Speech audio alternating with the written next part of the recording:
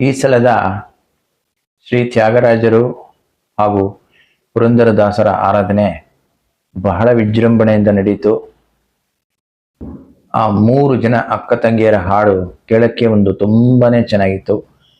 ಅದರಲ್ಲಿ 2 ಪಂಚರತ್ನ ಕೃತಿಗಳಲ್ಲಿ 2ನೇ ಸಲ ಹಾಡಿದ ಎಂದರೋ ಮಹಾನುಭಾವುಲು ಅಂತೂ ತೀರಾನೇ ಚೆನ್ನಾಗಿತ್ತು. ಈ ಯೂಟ್ಯೂಬ್ ವಿಡಿಯೋಗಳಲ್ಲಿ ಆ ಥರದ ಹಾಡುಗಳನ್ನ ಹಾಕಿದ್ರೆ ಕಾಪಿರೈಟ್ ವೈಲೇಷನ್ ಅಂತ ಬರೋದ್ರಿಂದ ನಾನು ಇಲ್ಲಿ ಅದನ್ನ ಹಾಕಕ್ಕಾಗ್ತಾ ಇಲ್ಲ. ವಾಟ್ಸಾಪ್ಗಳಲ್ಲಿ ಸಾಧ್ಯವಾದರೆ ಕಳಿಸ್ತೀನಿ.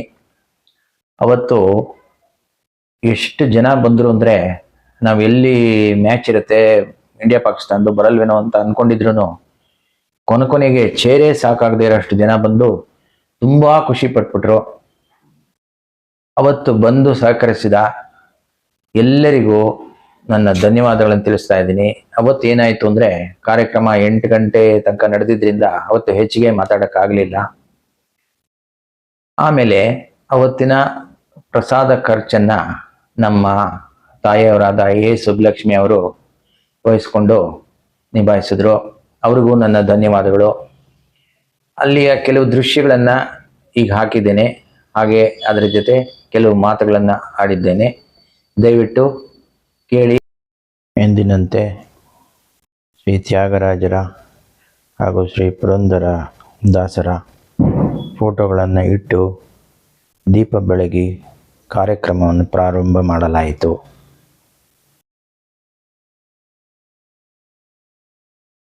ನೋಡಿ, ಇವಾಗ ಎಷ್ಟೊಂದು ಜನರು ಬಂದರು ಅಂದರೆ ಕೊನೆಗೆ ಚೇರೇ ಸಾಕಾಗಲಿಲ್ಲ ಅನ್ನೋಷ್ಟು ಜನಗಳು ಬಂದ್ಬಿಟ್ರು. ಅದ್ಭುತವಾದ ಕಾರ್ಯಕ್ರಮ. ಈ ಕಾರ್ಯಕ್ರಮದ ಕೊನೆಯಲ್ಲಿ ಎಲ್ಲರಿಗೂ ನಮ್ಮ ಬಡಾವಣೆಯ ಪರವಾಗಿ ಕಿರು ಕಾಣಿಕೆಗಳನ್ನು ಅರ್ಪಿಸಲಾಯಿತು. ಪಕ್ಕವಾದ್ಯವೂ ಸಹ ತುಂಬಾ ಚೆನ್ನಾಗಿತ್ತು. ಶ್ರೀ ಕೃಷ್ಣ ವೇದಾಂತ ಅವರು ಅದ್ಭುತವಾಗಿ ಮೃದಂಗವನ್ನು ನುಡಿಸಿದರು. ಹಾಗೂ ಕುಮಾರಿ ಎಸ್.ಎ. ನಂದಿನಿ ಅವರು ಅದ್ಭುತವಾಗಿ ವಯಲಿನ್ ನುಡಿಸಿದರು. ಈ ಚಿತ್ರದಲ್ಲಿ ಅಕ್ಕ ತಂಗಿಯರಾದ 3 ಗಾಯಕಿಯರು ಅಂದರೆ ಕುಮಾರಿ ಅಪರ್ಣ,